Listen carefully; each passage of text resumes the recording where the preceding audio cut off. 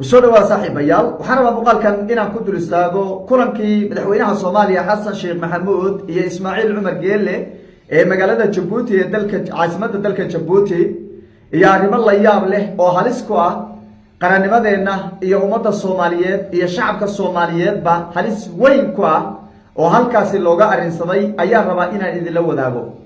waxaan dul istaagi doonaa kulankaasi qodobo dhowr looga wada hadlay dabcan, laakiin hal qodob ayaa ugu halis badan oo la xiriira dalab Mareykanka ka yimid oo Ismaaciil Cumar Geelle loo soo maray Djibouti horey ay u diiday. Ismaaciil Cumar Geelle horey buu u diiday oo Mareykanka uu uga diiday. Soomaaliya ayuuna ku cadaadinayaa inay yeelaan oo Xasan Sheekh Maxamuud uu qaato. waa arrin halis badan, ummadeena Soomaaliyeed halis ku ah. waa arrin kaleeto oo run ahaantii uga sii daranba kooxihii argagixisada. qodobkaasi waan dul istaagi doonaa. waxaan dhinaca kaleeto rabaa mid iyo labo inaan ka dul istaago booqashadii ra-iisul wasaaraha Soomaaliya Xamse Cabdi Barre uu ku tegayey magaalada Laascaanood ee caasimadda maamulka SSC Khaatumo. xogo cusub oo ka soo kordhay booqashadaasi oo u muuqata in ay baaqatay iyo arrimo la yaab leh oo ka dambeeya booqashada ra-iisul wasaaraha Soomaaliya Xamse Cabdi Barre. in ka badan 30 xildhibaan oo ka soo jeeda gobolada waqooyi ayaa xafiiska ra-iisul wasaaraha maanta ku booqatay, waxayna ugu hanjabeen mooshin xilka qaadisa. waa sida xoguhu ay tibaaxayaan. guddigii hordhaca u ahaa safarka ra-iisul wasaaraha waa la baajiyey oo waxaa lagu wargeliyey in ilaa iyo amar dambe ay sugaan oo dib u dhac uu ku imaaday booqashadoodii.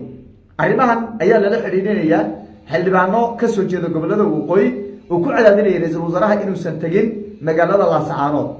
arrimo la xidhiidha isqaqabsiga SSC Khaatumo iyo Somaliland.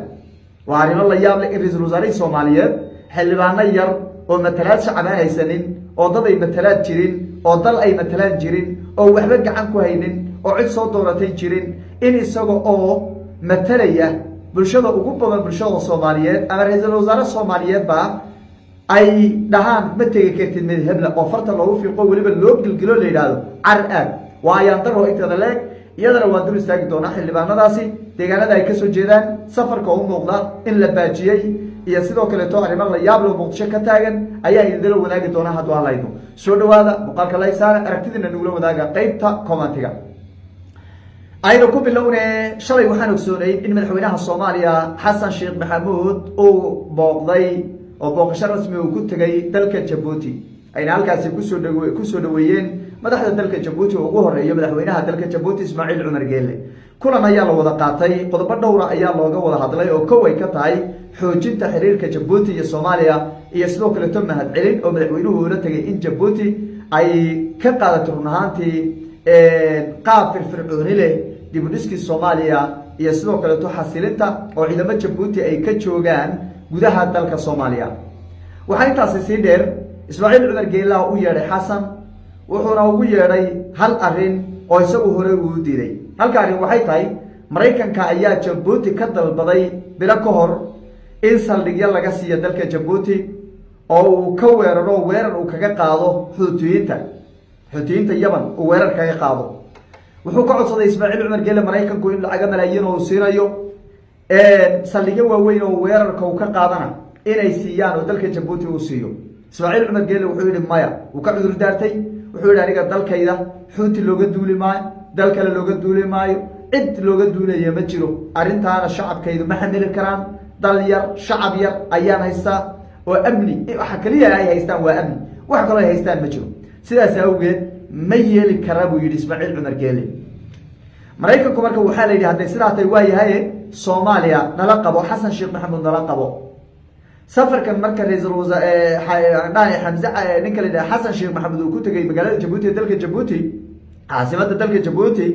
wuxuu salkaba ku hayay waxaan kale mahad celin iyo warqadan hadda filla Soomaaliya la soo geliyay ee adkeynta xiriirka xoojinta biraaqda waxba kama jiro. arrin baa hoosta ka hoos duugan, si sibiqay u soo baxday. waa arrin hadda taagan weeye. siyaasiyiin badanna waa ka hadleen. ummadda Soomaaliyeedna kolley inta badan ee hadda u dhunduleesha siyaasadda Soomaaliya qaybo ka mid ah inay ogyihiin waa suurtagal, laakiin waa xog cusub oo ka soo kordhay weeye safarka iyo kulankii madaxweyne Xasan iyo Ismaaciil Cumar Geelle ay magaalada Djibouti ee caasimadda dalkaasi ay ku wada qaateen. waxaa laga arrinsaday marka Ismaaciil Cumar Geelle uu ku riixaya xasan inuu aqbalo oo saldhigyo Mareykanka laga siiyo Soomaaliya gudaheeda ay ka duulaan markii saldhigyo la leeyahay hadda Mareykanka saldhigyo waa kule laakiin saldhigyadu kuwa ma saldhigyadu waa kuwa maraakiinta dagaalka diyaaradaha dagaalka wax walba oo kimika ah hubka kimikada qoryaha waaweyn waxaasoo dhan buu Mareykanku keensanaya waa adigu xeerada military ee Mareykanka dhexdiisa ku taalo kale ayuu ka rabaa xiriyo badan abu ka rabaa Soomaaliya dhexdeeda marka infantrygiisina meeshuu keenaya marka adiga maxaa faa'iido kuwa maxaa khasaara haddii saldhigyo la siiyo oo sida Mareykanku halkan kaga duulo xuutiyiinta Yemen maxaa dhibaato ah oo inaga maxaa faa'iideeyno faa'iido horta inaga inoogu ma jiro Soomaaliya faa'iido ugu ma jirto waxa dhibaato ah inay ka dhaxli ma jiro sababtoo ah hubka kimikada la isku adeegsan xuutiyiintuna gantaalada ay ka tuuraan Yemen ayay intay 5 dawladood si kormariyaan bay Israa'iil halka kaga duqeynayaan berita marka gantaalada ay soo tuuraan aduu kugu soo dhaxdhacaya badaadu ku dhacaya xeebtaadu ku dhacaya shacabkaada masaakiintu ku dhacaya guryahaada dabaqyadu ku dhacaya magaaladaadu burburinaya waxay noqonaysaa meel Soomaaliya laga kala cararay oo lagu kala caro lagu kala guuro hadda in baada wada isla joogjoognaay ayay Soomaaliya noqonaysaa taasay noqonaysaa waa inaad ku xisaabtanto markaan oo ummadda aadaan adiga Soomaali muwaadin tahay aad ogsoonaato way mar haddii lagu yiraahdo aniga dhulka waxaan rabaa inaan saldhigaysiiso aan dhul hebel u duulo aan ku duulo meeshaadu waa furin dagaal bay noqonaysaa furin dagaal yaa ku dagaalamaya haddana laba Soomaaliya kuma dagaalamaysa dawladda waaweyn baa ku dagaalamaya Mareykan Ingiriis baa la socda Canada la socota wadamo waaweyn baa la socda quwado waaweyn saaxiibadiisi NATO dhan soo qaadanaya waxa weeye hubkii adduunka oo dhan ba meesha la isku keenaya waxaas la isku harqinaya xuutiyiintuna way hubaysan yihiin qalab waa u dhameystiraya Iran baa hubaynaysa wadamo waaweyn baa hubaynaya oo hoosta ka siinaya hubayagana nooc walba haystaan gatalada aragtay maraakiibta dagaalka Mareykanka ay ku weerareen baa adiga lagu soo weeraraya maxaa diri karnaa marka waa qorshe halis badan ummadda Soomaaliyeedna aysan xadili karin run ahaantii lama garanayo xasan inuu aqbali doono laakiin Ismaaciil Cumar Geelle ku riixaya baa leeyay xasan inuu arinta aqbalo oo saldhigyo Mareykanka uu siiyo waynu weegi doonaa sida ku soo dhamaato iyo sida xasan iyo go'aanada uu ka qaato ama uu ku aqbalo waynu weegi doonaa haddii alla dhinaca kale ra'iisul wasaaraha Soomaaliya Xamse Cabdi Barre booqashadii uu ku tagayay magaalada Laascaanood warbaa ka soo noqday in ka badan 30 xildhibaan oo la yeelay gobolada waqooyi ka soo jeedaan ayaa ugu tagay xafiiska ra'iisul wasaaraha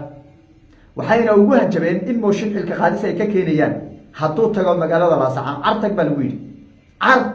lagu yiri baladu ka waran xildhibaan shacabaan soo dooranin cid soo dooratay lahayn matalaad haysanin shacabaan haysanin dad aan haysanin wax ka dambeeyo wax aqbalay wax ogoltoon aan haysanin haddana kugu maamulay adiga marti kuwa haddana kugu maamulaya xafiiskaadi ka war waa yaandarada dalkeena maanta haysata waa midda Xamse waxaa la yiri artag guddigii hordhaca waa safarkiisa booqasho ee magaalada Laascaanood waxaa lagu wargeliyay in la baajiyay maalinta bariya la filayay inay tagaan ma tagi kartaan jooga la yiri la yaamar dambe waxba jira la yiri laakiin wax kale ma jireen xildhibaanadaas uu ka cabsaday waxaa la yiri mooshin xilka qaadis waxa ugu daran Xamse waxa weeye xilka qaadis mooshin xilka qaadis ma maqli karaba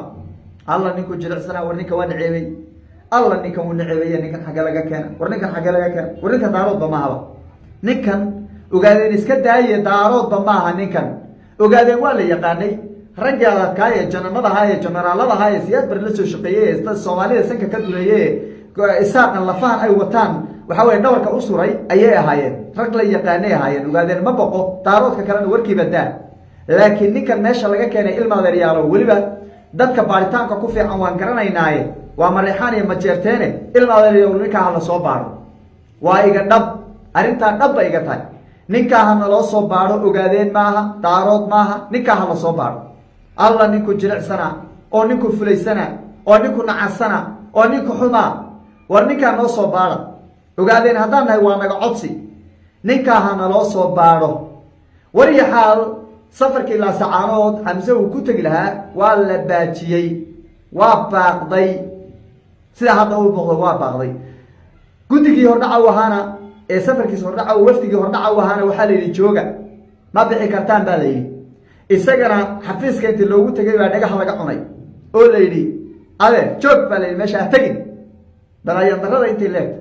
سكستبا حمزة بوقشدي سلاس عانود وحبا مسو كرديين ومسو كردين لها مجرو لكن إساقا السمعات واهي إساقا الشرف واهي دول ما أنتو تغي أو دارو دوليه مجرو سو حملوا فدي وقتي كاكنا ماضي إساقا مركا شرف واهي إلا سعانود وطغو جرين دي شرف بكوه لها يتاقيرو كوه لها هديسي أي حلبانا يرو المتنات بلاهين وندل هيسانين oo garcaya oo jooga xamar garcayo baladii kana niman dadkiisa la soconini haday dhaheen ma dhaqaaqi kartid ama ma tay kartid loo hanjabay waa ayaan daro inta leeg taasina waa safarkii Xamza Cabdi Barre wixii ka soo kordhana weyn weegi doona hadoo Allaah